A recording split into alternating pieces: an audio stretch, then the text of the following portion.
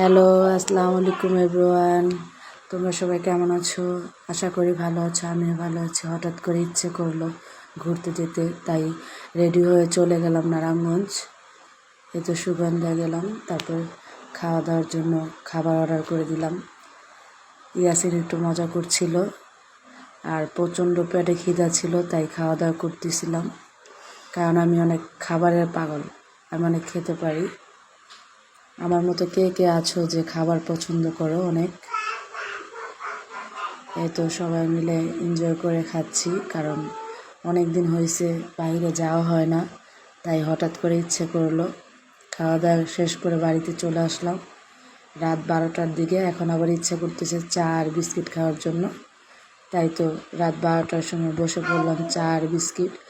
এই ছোটো ছোটো বিস্কিটটা আমার খুব পছন্দ, জানি না কার কাছে কীরকম লাগে, আমার কাছে খুব ভালো লাগে। আল্লাহ হাফেজ, সবাই দোয়া করবেন আমরা যেন ভালো থাকি। আল্লাহ হাফেজ।